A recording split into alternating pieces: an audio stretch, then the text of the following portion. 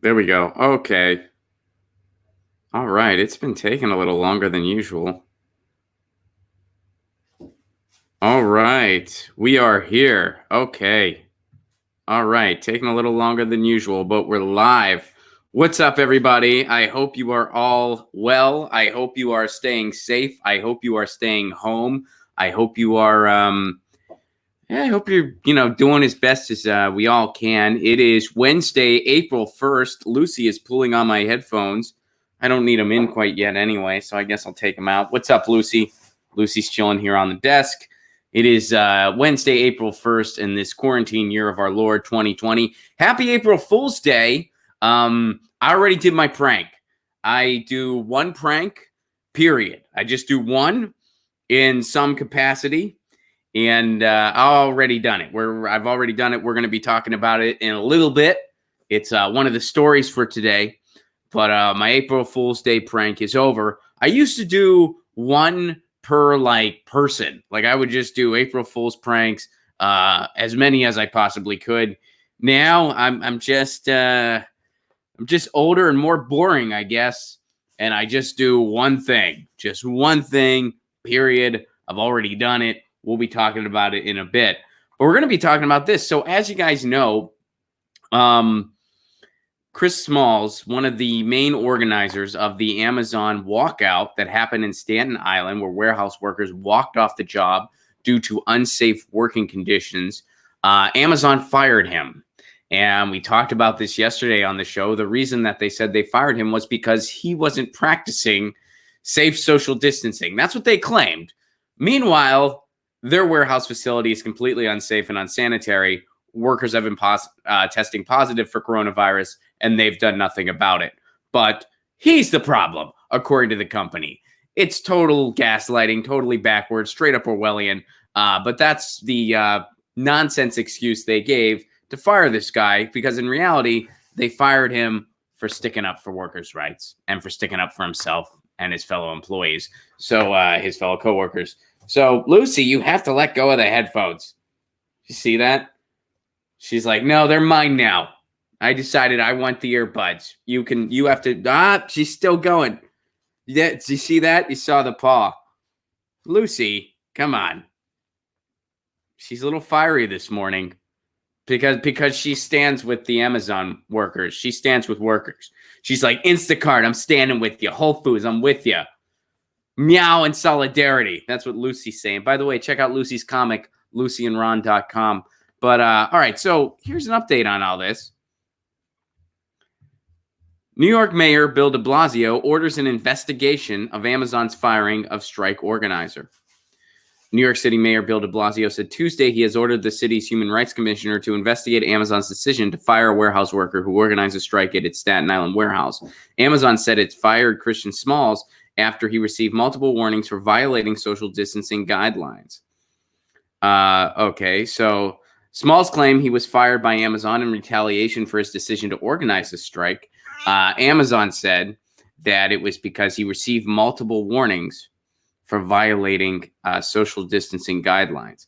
Okay, so an Amazon spokesperson told CNBC in a statement that Smalls had been ordered to remain in quarantine after he came in close contact with an associate who tested positive for the virus. Despite that instruction, this is what Amazon's saying, despite that instruction to stay home with pay, he came on site on March 30th, further putting teams at risk. This is unacceptable, and we have terminated his employment.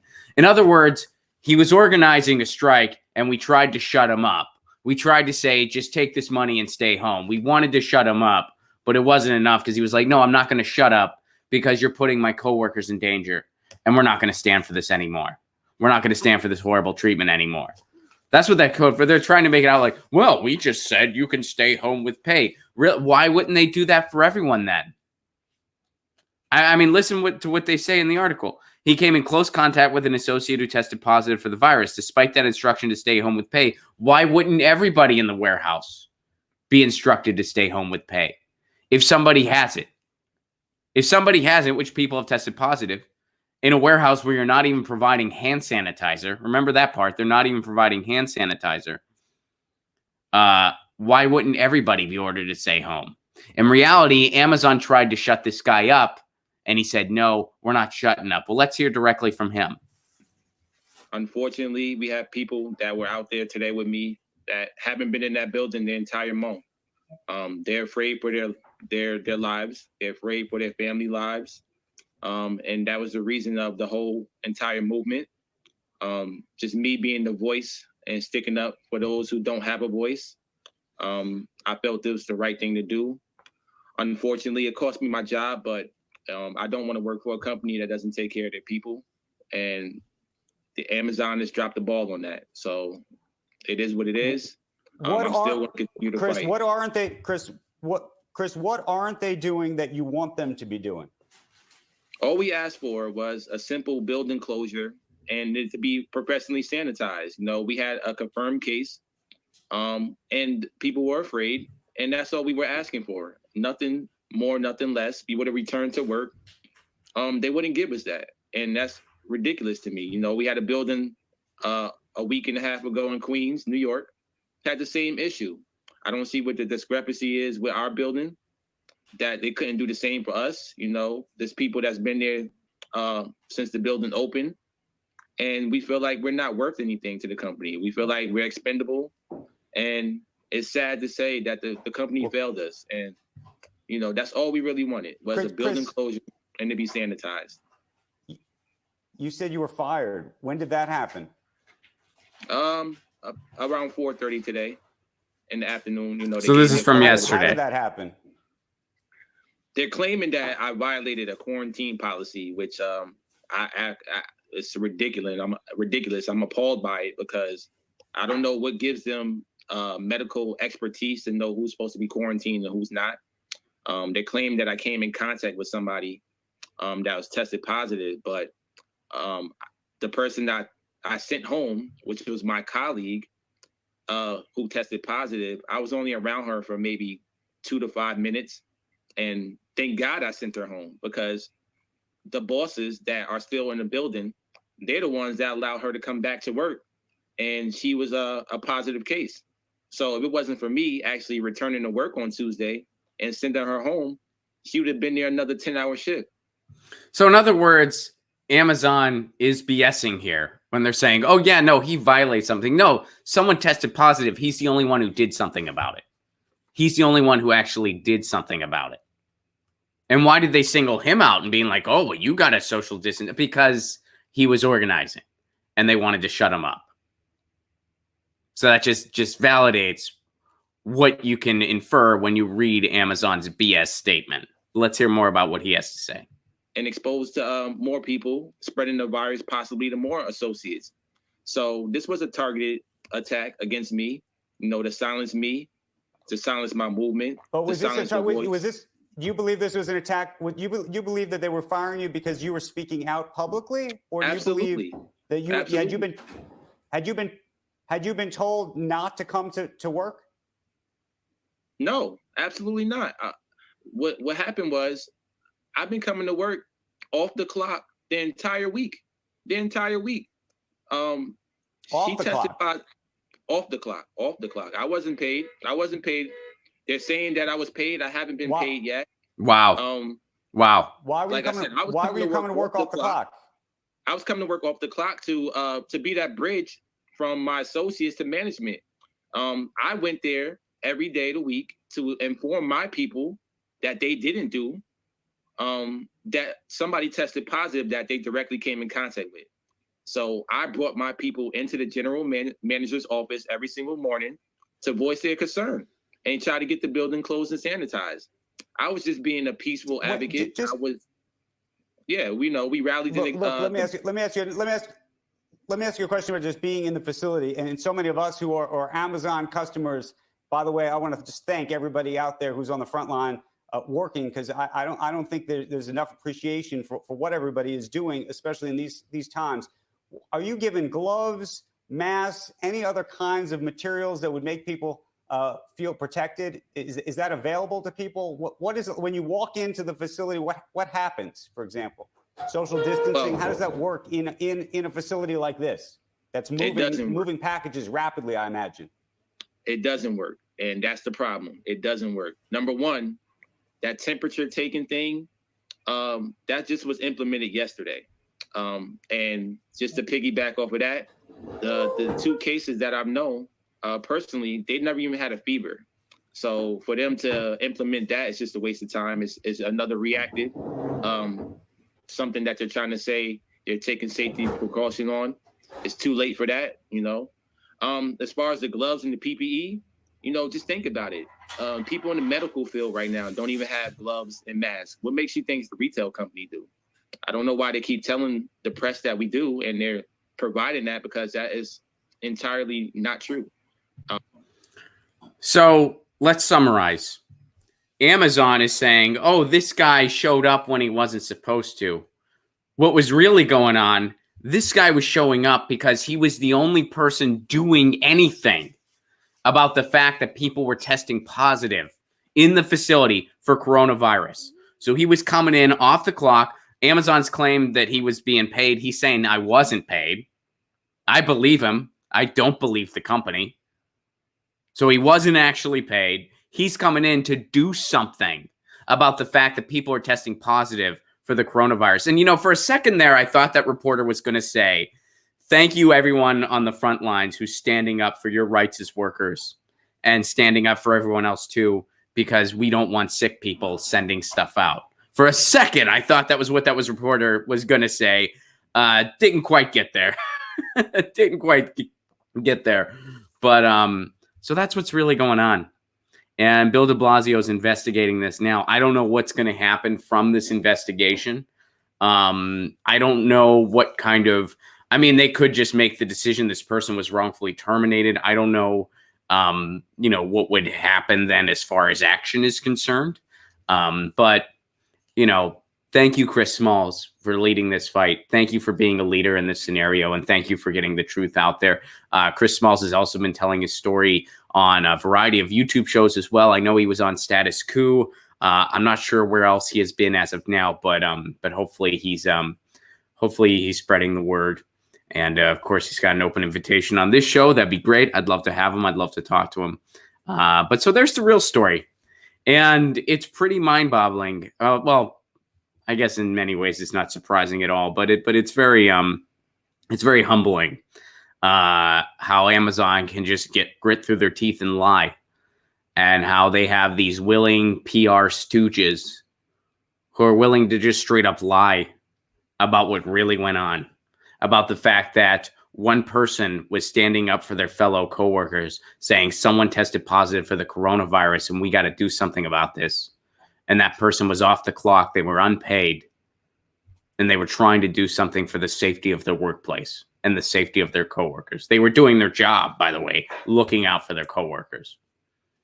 And in return, they get smeared and misrepresented and fired. And then Amazon lies about it. It's time for a general strike. It's been time. All right. So, guys, I'll share with you my my April Fool's my April Fool's effort. So Bernie Sanders was on The View. I believe it was earlier this morning. I think this was a Today thing. And here's the preamble. You guys ready for this? Here's the commercial set. Oh, wait, no, I want to go here second. Sorry, I'm getting ahead of myself here. Wrong link. We're going to go to this part of the interview second. First, let's see how the interview's set up. All right, we're going to go here first. Let's check this out. So here's how they set up Bernie Sanders' appearance. You guys ready for this? All right. Here, wait, we'll go back to the beginning. So this is how they set up Bernie Sanders' appearance on The View. Ready? Boom. Bernie Sanders answer accusations that he's politicizing the pandemic to push his Medicare for All agenda, and that staying in the race could guarantee Trump another term. He's live on The View. Next. Bernie Sanders, is he the worst person ever or the worst person ever? We're going to find out on The View. The, in parentheses, corporate approved View. They should really rename that show. The View from the Ivory Tower. The View that's Comcast approved. The completely disconnected view. But here we go. Here's a little bit. I mean, after that setup, I bet you're thinking, man, this is going to be a solid appearance. Well, let's watch part of it. This is a back and forth that Bernie Sanders had with Whoopi Goldberg, which, Whoopi Goldberg is a fellow comedian. And wow, it's painful watching stuff like this. It really is. But let's go to it. Bernie Sanders on staying in the race. This is from ABC. Last I heard, people in a democracy have a right to vote. Have a right to vote for the agenda that they think can work for America, especially in this very, very difficult moment. We are assessing our campaign. All right. So here's the clip. Let's make sure the volume's up. You intend to stay in this race for president because you believe there is a path to victory. I want to know what that path is, because this feels a little bit like it did when you didn't come out when Hillary Clinton was clearly the person folks were going for. So can you explain why you're still in the race and what this path? Bernie won 22 states in 2016. He won 22 states. And at the end of the day, more Bernie supporters voted for Hillary Clinton than Hillary supporters voted for Obama in 2008. Bernie Sanders did nearly 40 events for Hillary Clinton, going to states that she herself didn't bother going to. Comparatively speaking, Hillary Clinton did, I believe, about 10 events for Barack Obama in 2008. Bernie Sanders did about 40 for her. I think 37 was the exact number. And he went to states that she didn't even bother going to. But people still recycle this age-old, easy debunked talking point that it's somehow Bernie Sanders' fault that Hillary Clinton lost in 2016. And what did Bernie Sanders do in the primary against Hillary Clinton? He told the truth about her. That's it. All right. It's amazing we still have to repeat this stuff in 2020 because establishment mouthpieces like Whoopi Goldberg will just uncritically repeat these tired, recycled talking points. But here we go. Well, one of the reasons, that's not quite accurate. I worked as hard as I could for Hillary Clinton. But the reason there is Bernie, just so we're clear, you worked for Hillary, but it took you a very, very long time to hop in, and your people also. It took a very long time for them to hop in. So when I say that, that's what I'm talking about. That's not true. It's not even true. I don't accept that characterization. But the point is, people have a right. Why are you still in the race? Wow, she's real proud of herself. I don't accept that characterization is code for it. Now, what you're saying is not true. What you're saying is not true. And Whoopi Goldberg knows that. She knows that he's basically saying, yeah, that's a lie, what you're saying. That's a lie. I don't accept that characterization. Is very nice diplomatic speak for that's not true what you're saying. That's completely inaccurate. So now, why are you still in the race? Why are you still in the race? We're in the middle of a pandemic. People are dying, and one of the reasons they're dying is because they don't have health care, because the tests aren't available, because our healthcare system is so effed up that we're not equipped to ever handle something like this. When you have a system that's just set up for profit and isn't actually set up to take care of sick people, like healthcare systems are supposed to be set up for, but when you have a system like ours that is just owned by a bunch of private corporations and it's built on profit, guess what? You know how often they're going to be able to handle a pandemic? Never. Never. They're not set up to do that. They're set up for the bottom line. So if a pandemic ever happens, they're not able to handle it. They're just not going to be able to. So this just solidifies. And again, this is something people have been saying for years, that our healthcare system is completely, not only is it morally bankrupt, but it's inefficient beyond all hell. We pay more and get less than every other industrialized country in the world. Every single other one. And now you're really seeing the effects of that firsthand when we're in the middle of a pandemic. And Bernie Sanders, only presidential nominee who's willing to do something about it. Joe Biden isn't. Donald Trump sure as hell isn't. He's also the only presidential candidate who doesn't have a rape accusation. It's the only one. Bernie Sanders, only candidate without a rape accusation. And the only candidate who wants to do something about healthcare in this country.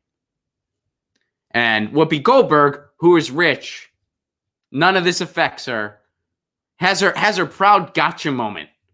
Why are you still in the race? Huh? Oh, boom. Yeah, all right, I'm going to play hardball now. She has like she thought of this herself. Like these aren't just recycled corporate talking points that she's just spewing. Man. You know, why would a comedian want to just spew recycled corporate talking points?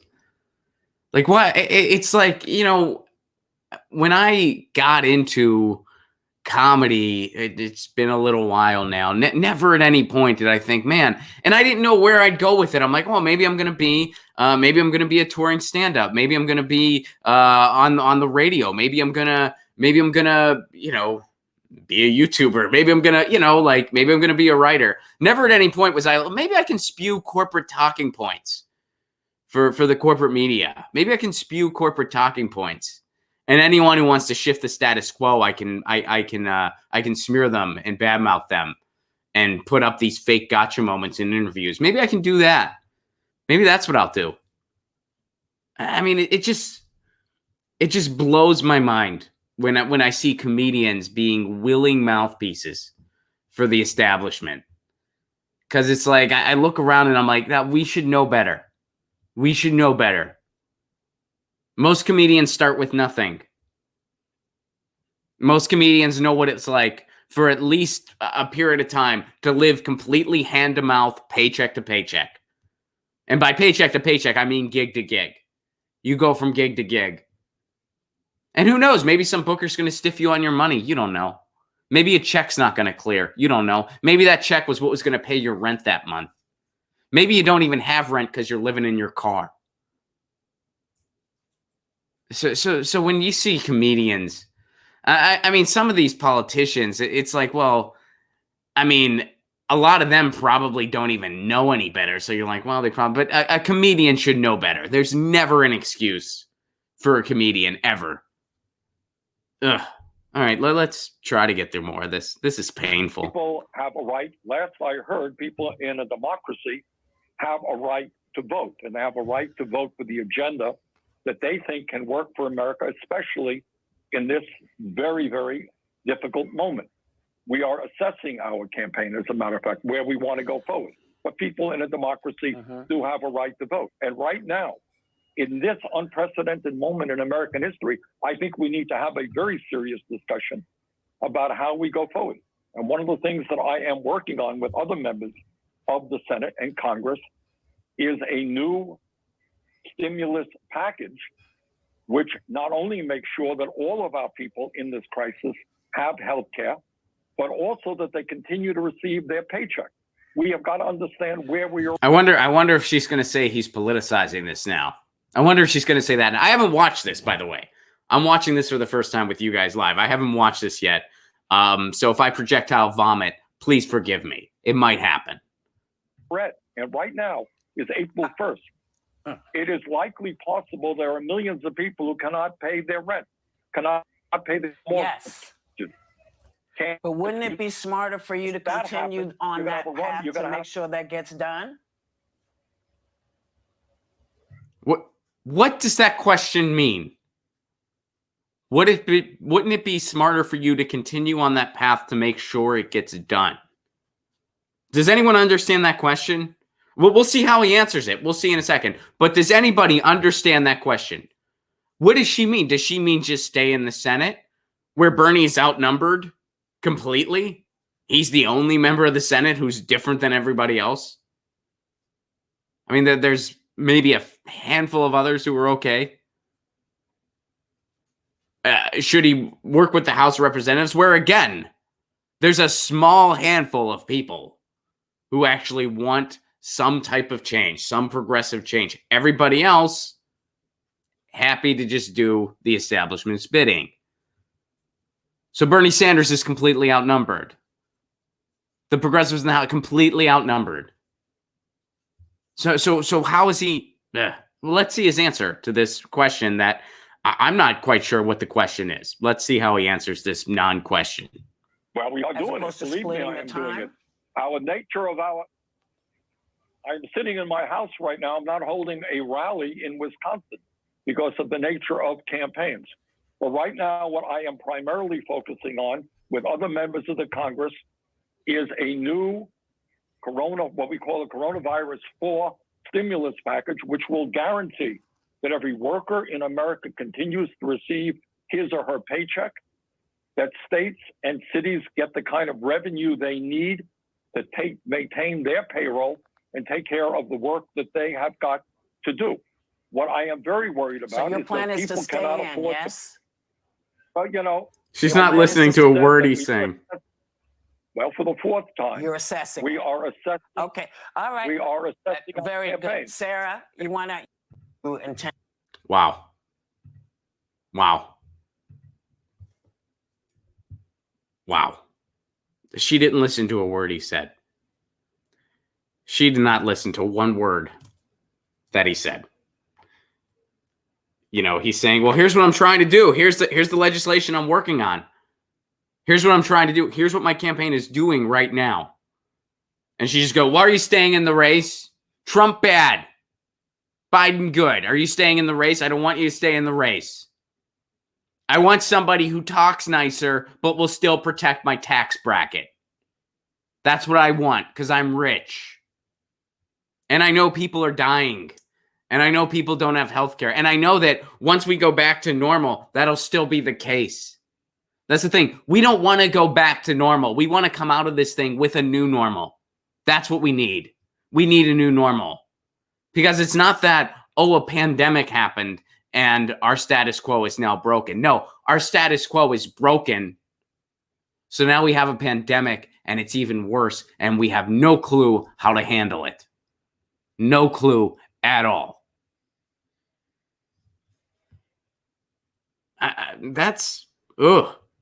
Boy. So let's get to my April Fool's joke. The important part of all this. I don't think anyone fell for it, by the way. All right, so here was my April Fool's joke. You ready for this? Here we go. This is my April Fool's joke. And it was just a tweet. That's it. So here's what I tweeted. I'm typically not a fan, but The View did an excellent job with the Bernie Sanders interview. I'll explain my position. Thread 1 of 12. And then my next tweet, which of course it wasn't 12, it was just one other one. Nah, it was terrible. April 1st, y'all. That was my April Fool's joke. I don't think anyone. So there's more likes on the second tweet than the first one. There's as of right now 645 on the second tweet, 320 on the first one. That means probably nobody fell for this. Like nobody. And I didn't really get any hate here. Well, all right. So Rick Shepard says, you had me in the first half. Then I read the second thing. This person says, I love that this comment has more likes than the original tweet. And I said, that just means no one fell for it. Well, the leader we need was fantastic. The questions were, of course, BS. So that person probably didn't. See, that's unclear. When somebody like actually gives a serious response, it's not clear. It's like, well, did they fall for my tweet? So I'm not sure. This hashtag we need Bernie. They might have fallen for it, but I don't think they did. This person clearly in on the joke. LOL. Saw that one coming from a mile away, y'all. Ouch. Ouch. Fair enough, Mr. Nobody. Look, I wasn't trying to have some big gotcha. I wasn't going to like actually make a 10-part thread doing the mental gymnastics to call that interview quality and then at the end be like, I'm just kidding. I didn't mean any of that. It's early in the morning. Ouch, Mr. Nobody. Ouch. All right, so I like this. This is a fun little gift there. Nice. Bro, you got me so good. We'll go ahead and like that one. I think they're just being kind, but we'll take it. Ha, ha, ha. I like it. Maybe the ad for an interview. Ha, that's funny. Not true, but funny. I was just going to watch and see him, but fuck The View. Maybe they fell for it. And then they have a little I will never vote for Joe Biden thing. LOL. Yeah, maybe a couple people kind of fell for it, but I don't think anyone really did. Here, we'll go to the first thing. This person might have. I'm going to be kind to myself. I deserve it today. Not playing anything the idiots on The View say at all. Millionaire host telling everyone else how and what to think. Exactly. That is exactly what it is. No, thank you. So they might have fallen for it. This person might have fallen. Let's see if they follow me. Maybe they unfollowed me over it. Nope, they still follow me. So they didn't fall for it. They didn't fall for it. And then shout out to Shoe on Head. June tweets, I hate today. And then I said, you did this because she did something similar. She did something similar on her Twitter. She did it late last night, and I saw it, and I like both of hers too. All right, this person saying, got my ass. This person has a Morrissey gift. GIF. Gonna like that. By the way, I have to apologize. I know that a brain fart that I've been having recently, for some reason, is I've been saying nominee when I mean to say candidate. I don't know why. Just for some reason, I've been having that brain fart where like my brain says candidate, my mouth says nominee. I don't know how that bad habit started, but now I get in my head about it. My editor, Joe, pointed that out to me. I got to be more mindful of that. All right. So let's see. The Morrissey GIF. Appreciate that. LMAO 112 really got me. Yep, that was the key. All right. You got me there. Simpsons. Gotta love it. They need to get you on The View, honey. You're gorgeous. Thank you, Gay Peterman. All right. Funny tweet, by the way. I was surprised to see how The View could have possibly been right on something. All right, so that person fell for it after the first one. The View, ? Is this what the world is coming to? We are so starved for hope. It's down to The View after they don't get the genius of my goat, Norm Macdonald. I don't think this person fell for it. I think they're being sarcastic. This person might have. The View sucks. I agree. But did you fall for my April Fool's tweet? You might have. This person might have. All right, so Zeus 7, maybe. But they still follow me, so I don't know. Either they forgave me for the bad take, or you know, they're just kind of like whatever. You know, they're just responding seriously to it. I don't know. But anyway, so there you have it. That's my April Fool's. It's my USOB. You got me. Ha! All right then, commoner. LOL. You bastard. I totally clicked the thread. All right. That's funny. Fuck you. You got me so bad I was about to rage in the comments. LMAO. That's cool. Awesome. Well, there you have it. So our guest today is here. Our guest today is waiting in the green room, so we're gonna go ahead and bring her in. My guest today is Tina Desiree. Tina is host of the 34th District, and she also has a blog. And one of her articles really caught my attention recently, and I wanted to bring her on to talk about it. Tina, how are you? Hey, Ron, how are you? Can you hear me okay? I can hear you just fine. So you're live. We're on the air. Okay. Thank you for joining me. 100%. Can you move your camera down a tiny bit? We're not getting your whole face. Yeah, I can. Hang on. Let me. There's nobody else here with me to frame this. I understand. We're all dealing with the reality of this year of our quarantine, right? land. Yeah. Yeah, that's better. So how are you doing, first of all? Good. You know, it's actually, kind of funny. Can you move it down a little more, actually? Like a little bit more. Can I do what? Can you move it down a little bit more, actually? Yep. Hang on. Might as well get it set right now.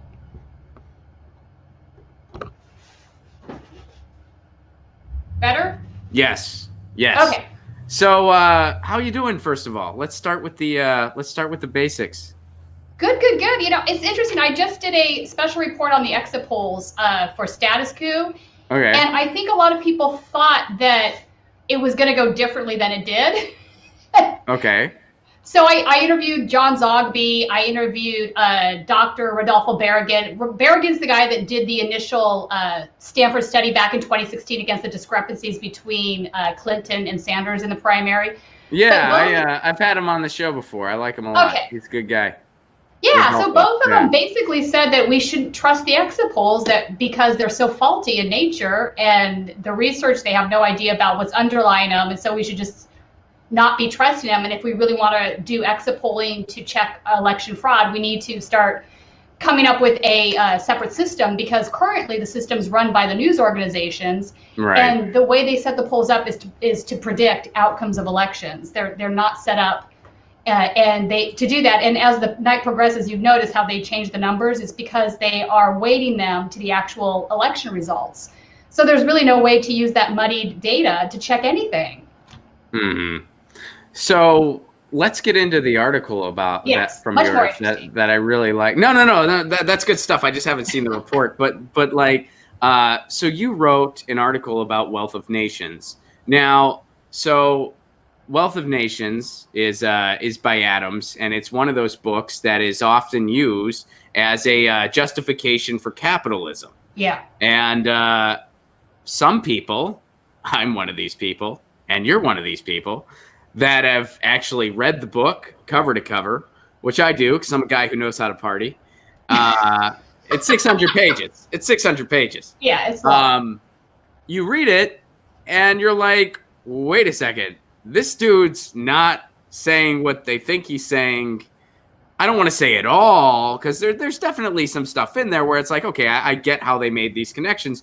But when you read between the lines, this dude was not advocating for anything close to the system we have. Oh, not God, even no. what you say in the article. You're like, he'd be appalled. He'd be appalled, yeah. If he saw what we did, he'd be like, this is not even close to what I was talking about. So let's get into some of the article. Like kind of. I mean, I want people to read it, so don't give away everything, but kind of give like your summary and your take on it. And then I'll give mine, and we'll just kind of geek out about Wealth of Nations, like two people doing it. Yeah, no, I love it. So the reason my impetus for writing this article to begin with is so I have a master's in philosophy. So I spent a good 10 years in the philosophy department at a university, geeking out on all of these things. But my first beef is this: Adam Smith he's an Enlightenment writer. He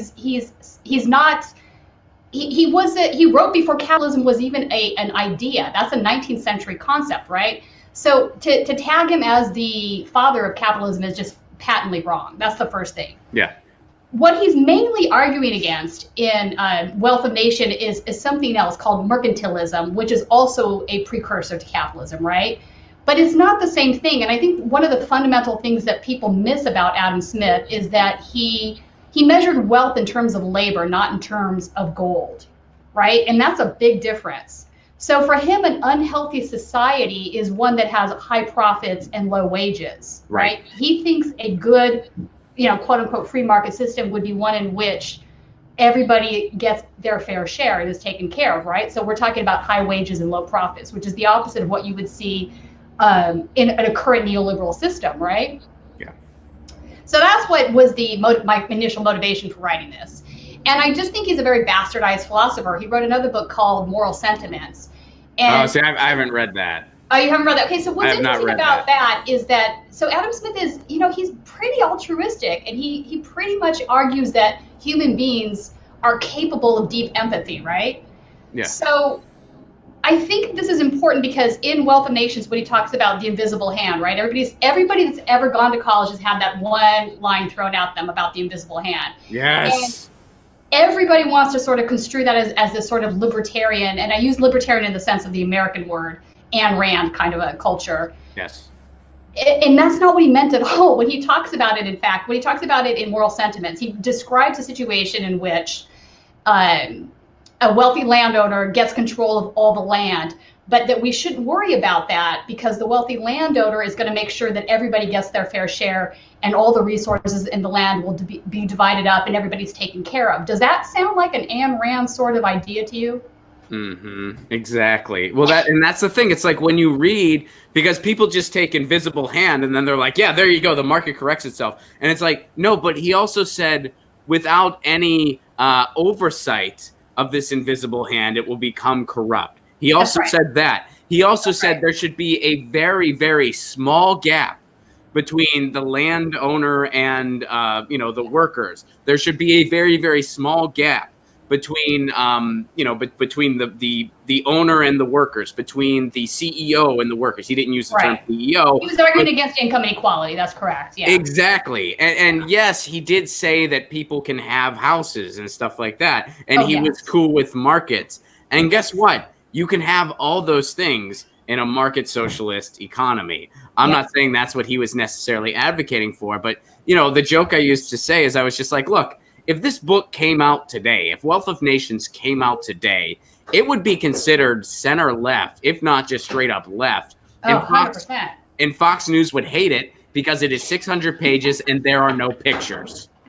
That's what would happen if that book came out today. And, you know, and I know some people might be like, well, why are you guys talking about a book that came out? Well, because it's just another hole in the argument for the rugged capitalism we're living under. They point to one of their prophets as Adam Smith, which, by the way, I think earlier in the interview I referred to him as Adams. Brain fart on my part. My apologies. But Adam Smith. And meanwhile, it's like if you actually read that book and you read the details, you're like, no, he was not calling for anything close to what we have. And you know what really sent me on that catapult was actually I was talking to a buddy of mine. This was years ago. A buddy of mine who's a history professor who's like, what Adam Smith was actually saying, he's closer to what Marx ended up saying. He influenced Marx more than he would have a say in what we have now. Right. Nowhere close. And so I did like a little reading experiment for myself where I read Wealth of Nations, and then I read I think it was volume 2 of Capital by Marx. And I'm like, yeah, these are way more connect. I mean, yeah, Marx goes a bit further, as far as labor than Adam Smith does. I would attest to that, but I mean they're far closer, and I think like we both said, if Adam Smith saw what we have now, he'd be like, yeah, no, this is not that. You guys are nuts. You guys are freaking crazy. I think the reason the book matters now, and I think that's a valid point. Why are you guys talking about a book that's so old? It matters now because all of these folks that argue for free capitalism, like a free market capitalist society, they reference Adam Smith, and that's true of academia. It's true of many of the business news organizations. So I think it does matter. I think one of the things, I mean, obviously division of labor is a big theme in the book. Folks don't know what that means. That's a lot of the free market folks are going to say that's where you divide up into special jobs, and everybody does their special job, and it makes more efficiency in the corporation, and they're able to turn out more widgets faster if they have that. Which is true, and Adam Smith brought that up in the first chapter, but he goes on to argue in the end of the book that it's a very monstrous and bad idea because it makes human beings stupid and that they just turn into machines, and that the government should intervene and not allow that to happen. And I think that's right. And I think his other main theme is that he's arguing against this idea of state-sponsored monopolies, right? And a state-sponsored monopoly is just that. If you want to kind of put it into modern parlance, I think a good description is regulatory capture, the lack of the Department of Justice not wanting to break up monopolies, but allowing them to flourish and get bigger. I mean, we now live under a corporate oligarchy where just about every industry has a giant conglomerate at the top that controls everything. And it's being done through a bot Congress and through regulatory capture. So I think that he would find all of that very appalling. Also, Karl Marx he has some criticism for Adam Smith. I think Marx's idea was that his criticism was that he thinks that Smith saw the whole of society as a commercial enterprise, right?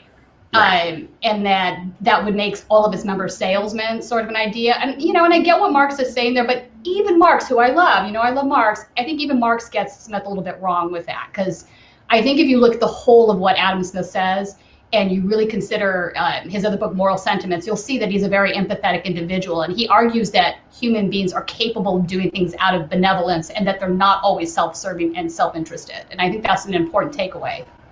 Mm-hmm. So what made you want to write the article now? Like, what kind of inspired you to be like, this needs to be said? Good question. I'll tell you what really got under my skin was this new trade bill that we have that is like NAFTA 2.0. I was pretty angry that so many of the Democrats got on board with this shitty trade bill. I think really Bernie Sanders was the only one willing to say it was crap. And I think Omar voted against it. I think Ocasio-Cortez and Bernie Sanders was against it. But yeah, it was a small handful that actually. Oh, and by the way, we never talked about that. Why? Because the resistance was working on impeachment. They were gonna impeach Trump because they're the resistance. Meanwhile, they're handing him gift after gift after gift after gift. One of the many gifts, which we won't go down the whole list because it would take way too long, but one of the many gifts was handing him a new NAFTA that he was going to be able to campaign on, and oops, he already has. Yeah. And I also thought it was really disingenuous that folks like Warren were out there saying the FAL-CIO is okay with this trade bill. But in reality, there was a large argument going on internally between the labor groups. For example, the United Auto Workers was very much against the bill because it didn't do anything to really correct the point of origin problem that existed in the NAFTA bill. And that should have been talked about a whole lot more. Mm-hmm. Well, so I mean, I think at one point Bernie Sanders did a good job addressing that because they tried to get him in a gotcha moment where they were like, well, this one union happens to be for it. And Bernie just said, and every other union in the country is against it. Every single other one. They got one to go with it. Every other one is completely against it. Because it's a terrible thing. It is a terrible thing, and the Democratic Party is literally killing us with incrementalism, right? Mm-hmm. So they want to argue that we can't fix everything, right off the bat, and instead we have to accept this lesser evil kind of crap. Well, we keep accepting this lesser evil crap to the point now where it's so far gone, I don't even know if it can be fixed. I mean, and I don't mean to sound hyperbolic with this, but it just feels that way to me at this point. This last trade bill was like, I couldn't believe it was actually happening. My thought was it's better to not pass any trade bill whatsoever and to renegotiate something that's better. And they just refused to do that. Of course. Yeah. No, I mean, I'm at the point, especially like coming to grips with this pandemic and how we are completely unprepared to handle anything like this. Yeah. And why aren't we prepared? It's certainly not because we don't have the resources. We do. We're the richest country in the world. It's because when you have a system set up for profit above all else, you just never set up to handle any type of thing because your first priority isn't taking care of people. It's not rocket science. And our federal government has made it clear, like, we're on our own. I mean, I when I hear Trump talk, and of course Trump is just, the puppet at the top. But when I hear Trump talk now, it's like I think about my first job out of college where I worked for this book publisher. And the book publisher wasn't doing so well financially. And I know you're probably thinking, like, book publishing, that's really lucrative. I can't imagine. But this book publisher, not doing great financially. And it became obvious that they were going to go out of business soon. And every morning, the owner, like the main guy, he would have a pep talk for all of us. And it was painfully obvious. We were like, this guy has no idea what he's talking about. I don't think we're going to be doing this much longer. That's how I feel whenever Trump's. I'm just like, this guy has no idea what he's talking about. I don't think we're going to be doing this much longer. This being the United States. Like, we have no freaking idea what we're doing. And the biggest takeaway is, hey, your government not only doesn't care about you, has no idea how to deal with any of this, but they're actually working adamantly against you because they're using all of this for a corporate giveaway. The banks have gotten how many trillions? We've had a corporate giveaway with all of this so far. And I mean, I'm at the point now to like get on the theme that you're talking about. Like, I don't know if it can be fixed. I think federally, no, I don't think it can. I don't think it can either, Ron. I mean, look, the bailout you're talking about, it's worse than TARP was. There's no two ways about it. What they should have done was a straightforward emergency UBI where every American, like a la Bernie Sanders' plan, got $2,000.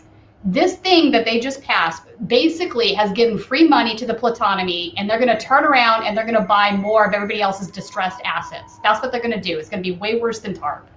Yeah. Sorry, my phone is I thought that was a tea kettle. That's your phone? I have the Is your ringtone a tea kettle? Yes, my ringtone. Oh, nice. That's cool. That's like, well, now I want to have tea. Right. I wore a Clash t-shirt for you today. I know we're both punk rockers. We are both punk rockers. I'm a big fan. I mean, that quote from Jello Biafra from Dead Kennedys about Dianne Feinstein. Yeah. Still one of my favorites. What was it? A banker, bootlicker, bankster. Yeah.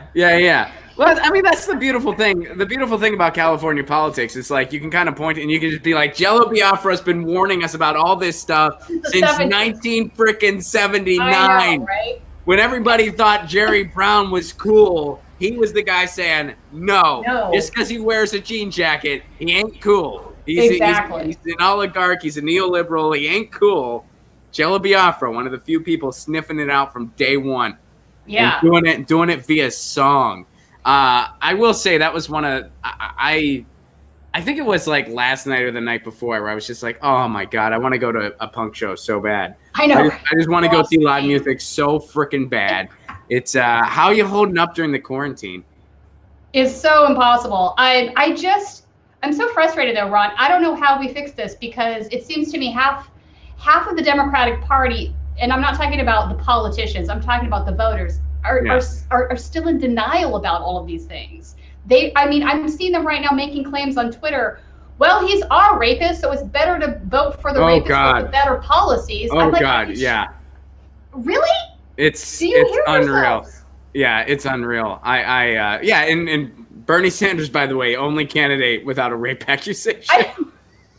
No, I'm going to vote for the guy that is not a rapist. Can we raise the bar a little bit, USA? Can we do a little bit better than this, please? Please, exactly. In a twisted way, it feels like Trump is almost the president we deserve when this is the kind of crap we engage in because...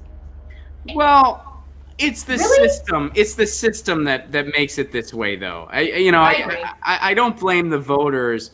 And I see what you're saying though. Where there is certainly, if more people start waking up to this and realize we have to do something drastic here, we have to, it's time to really start organizing in our communities because we're going to have to fix this one neighborhood at a time. Yeah, we're going to have to, and then we need to eventually form a new political party. I don't see. I don't disagree. We need a new party at this point. It's not going to happen with the Democrats. It's just not.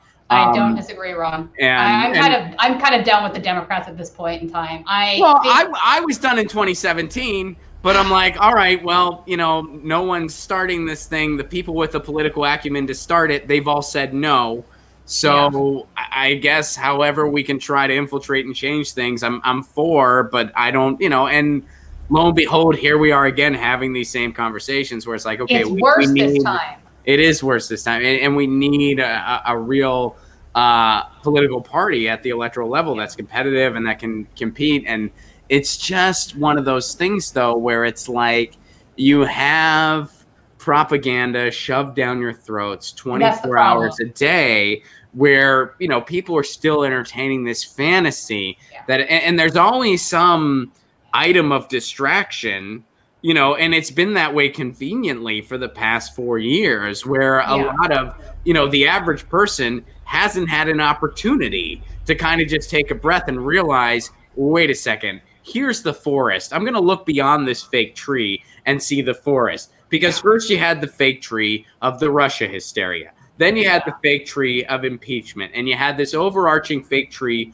of Orange Man bad. And if we just get rid of Orange Man, everything's going to be hunky-dory. No, things weren't hunky-dory. That's why we got Orange Man. Exactly. That's what's really going on Trump here. Is just he's a symptom of the rot. No kidding. And now, here's the problem. We don't have a fake tree anymore. We have a real tree that's a pandemic going on. So now, and I'm not saying the pandemic's a distraction by any means. Of course it isn't.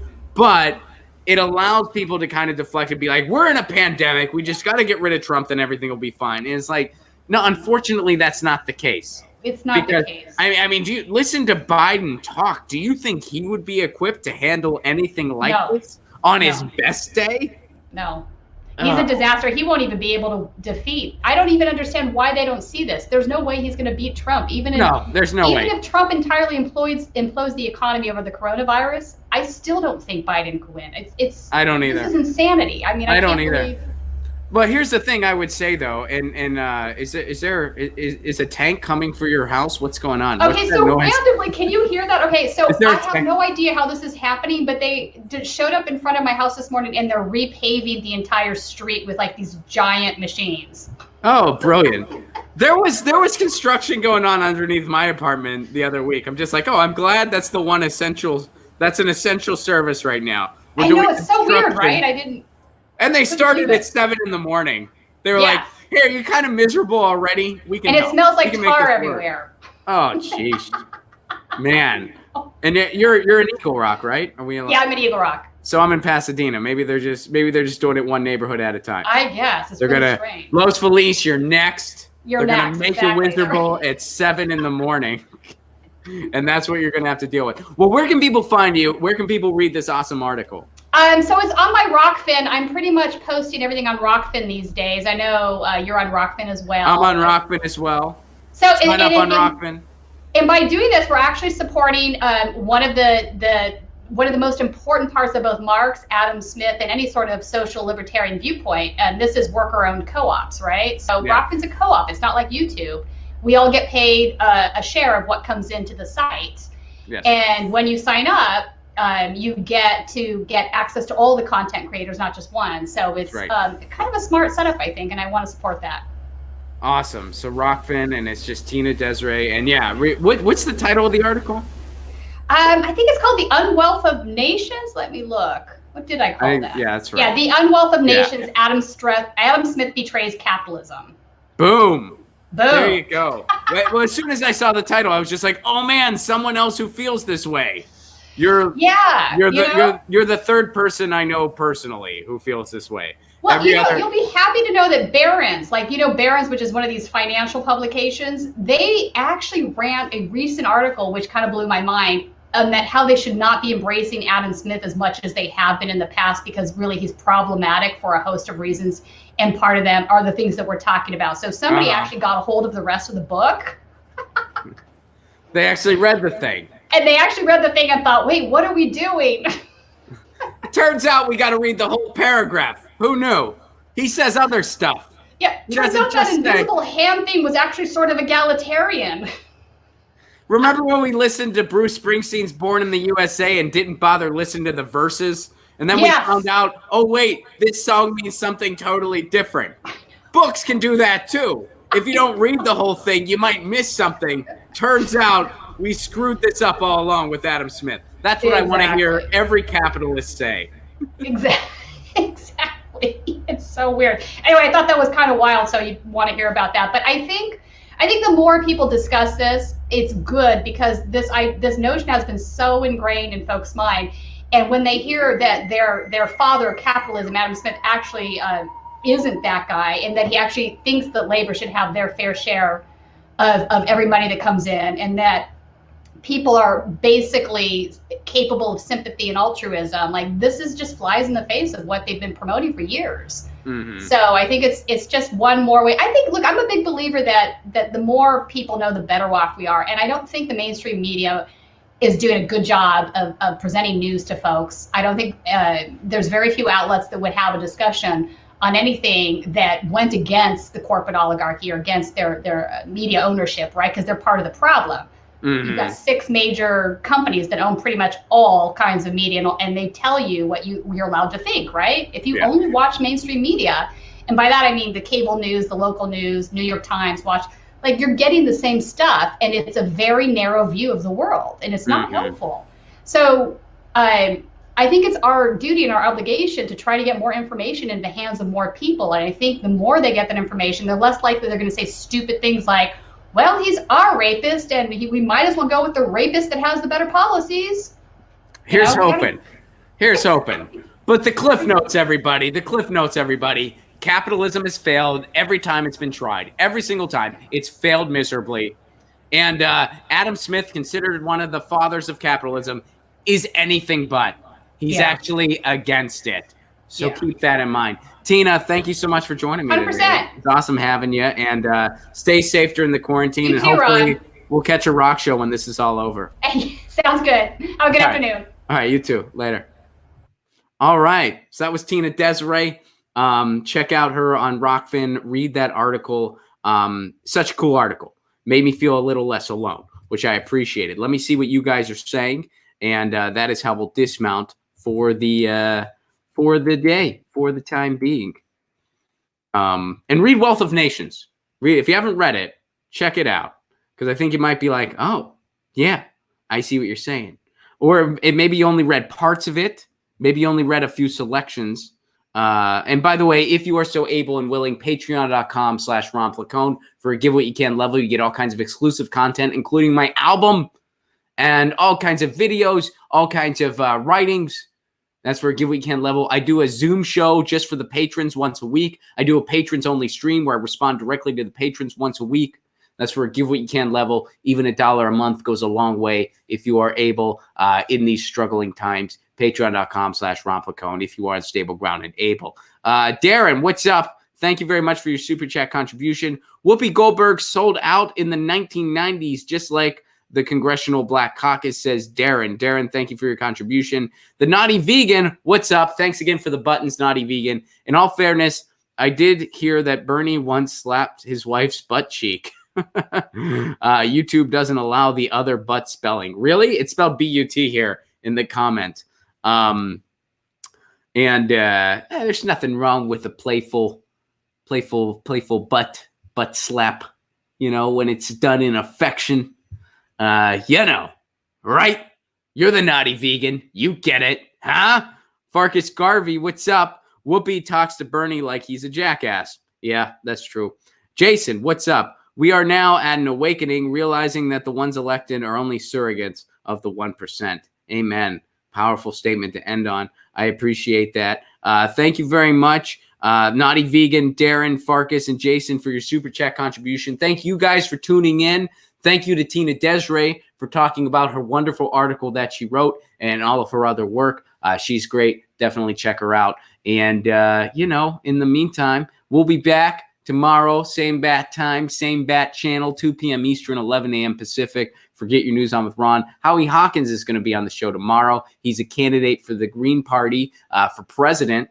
So we're going to be talking to him. And then on Friday, we're actually going to be talking to Dario Hunter, another candidate for the Green Party for president. So this is a green week, if you will. Tina had a green screen. Howie Hawkins, green candidate. Dario Hunter, also green candidate. Theme for the week. Until then, you know the drill. Lucy says meow. I say peace. Peace.